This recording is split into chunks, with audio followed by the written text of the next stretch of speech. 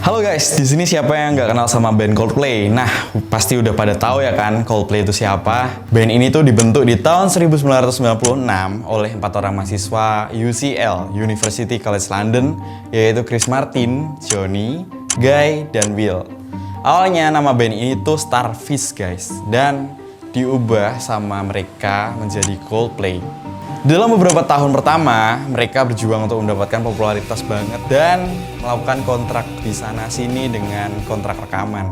Sampai pada akhirnya pada tahun 2000 mereka merilis debut album pertama mereka yang berjudul Parachutes. Dan lagu-lagu di album ini contohnya Yellow dan Trouble. Ya, gue salah satu orang yang suka banget sama band Coldplay. Walaupun gue masih bisa nonton konsernya tuh cuma dari kanal YouTube doang ya. Dan Coldplay itu salah satu band yang sudah merilis banyak album. Totalnya ada 9 album sampai dengan saat ini.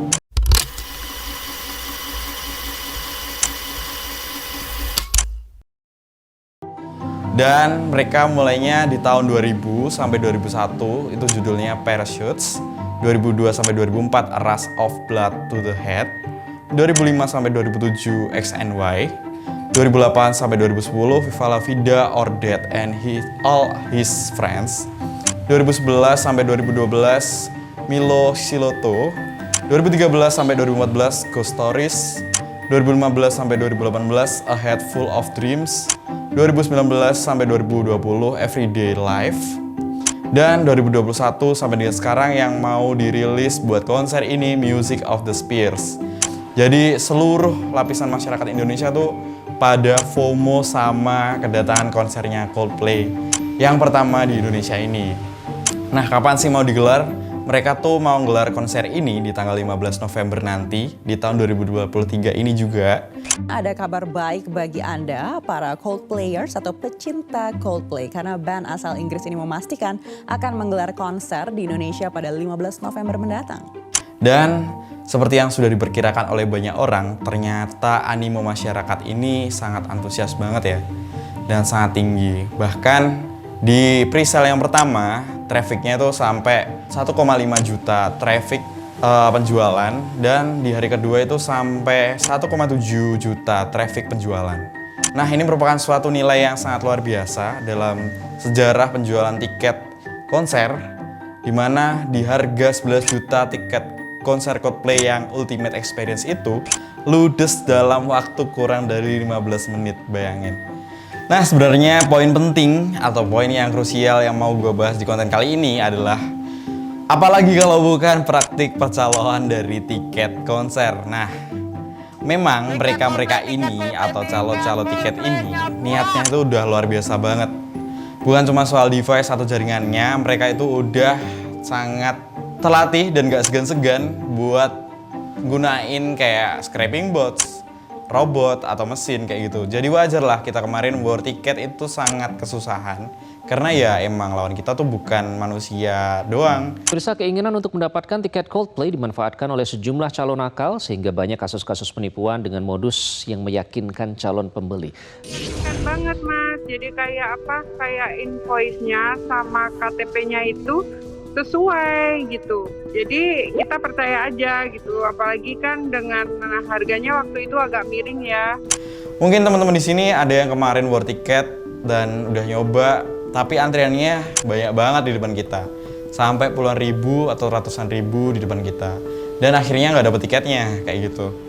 Dan wajar banget bagi teman-teman kemarin yang udah dapet tiket itu ngerasa buat self reward bagi mereka, karena ya emang gitu, lawannya emang bukan manusia doang.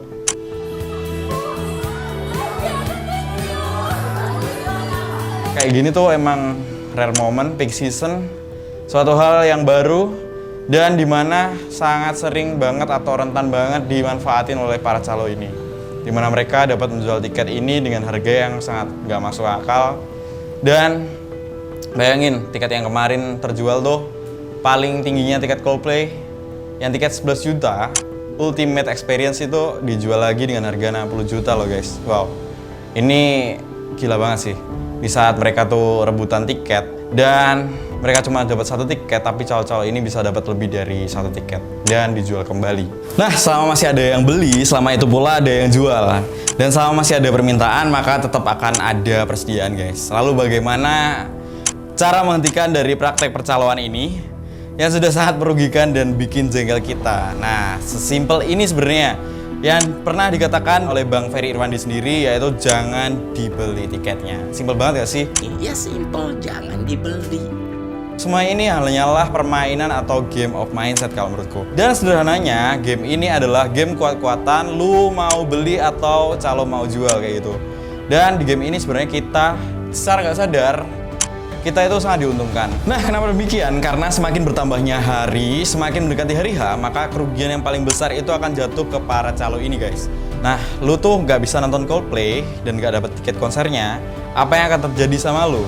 Ya, palingan lu nggak bakal nonton kan? Tapi lu nggak bakal kehilangan barang-barang berharga lu, uang lu, atau bahkan jual sesuatu lah yang lu punya. Dan ketika mendekati hari H, tiket itu yang nggak mereka jual, itu bakal bikin calo ini ketar-ketir karena ya tahu sendirilah mereka udah spend money. Gak ada artinya kalau sampai tiket atau konser ini berlangsung itu nggak dibeli kayak gitu, mereka akan rugi. Dan tiket konser atau nonton ini bukan kebutuhan primer, Pak. Jadi berbeda dengan bahan makanan sehari-hari yang kita konsumsi. Jadi lebih kalem aja lah. Nah, kalau kita masuk ke gamenya mereka, maka selesai sudah.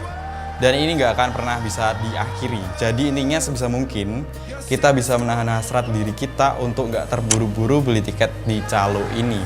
Karena ya kalau nggak gitu nggak akan pernah selesai, Pak. You know, Chris, the tickets are not even on sale yet here.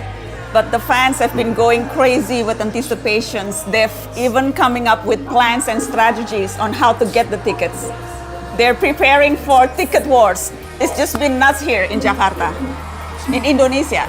Well, I don't know how to respond to that. That's very sweet, but we want everyone to be safe. And, you know, I'm sure we'll come back. So don't panic too much, but... Dan yang harus kamu ingat dari seluruh rangkaian tour mereka, dari rangkaian tour Coldplay di setiap negara, mereka tuh menyelenggarakan konsernya itu lebih dari 1 hari untuk yang sudah mereka lakukan ya. Tapi untuk yang belum mereka lakukan, rata-rata mereka melakukannya itu 1 hari.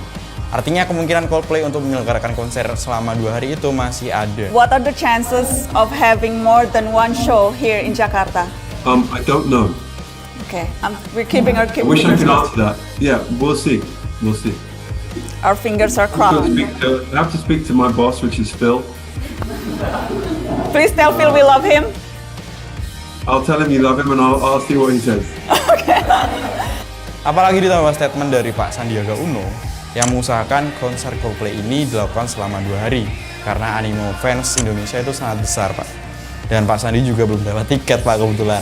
Ringan-ringan soal Coldplay, sudah dapat tiketnya nggak? Terus Saya belum dapat per hari ini dan kemarin war ticketnya tiket berhasil karena ada 500.000 yang di depan saya.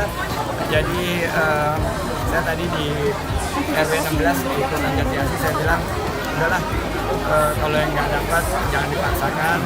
Yang harus kalian ingat dari konser ini tuh masih diselenggarakan di bulan November nanti. Jadi ya tenang aja lah. Aku yakin kok nggak mungkin semua orang itu bakal dapetin tiket juga. Dan di konsernya nanti bisa jadi ada orang yang mengalami force major dan kondisi di luar jangkauan mereka. Dan mereka nggak bisa, akhirnya tiket konser mereka itu dijual kembali dengan harga yang lebih wajar, Pak.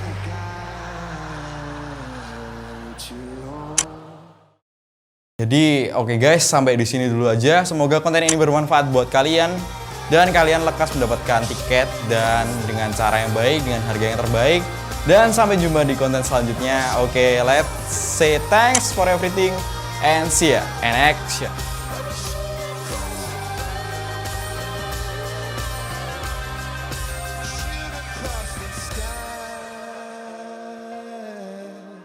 Yeah, we shoot across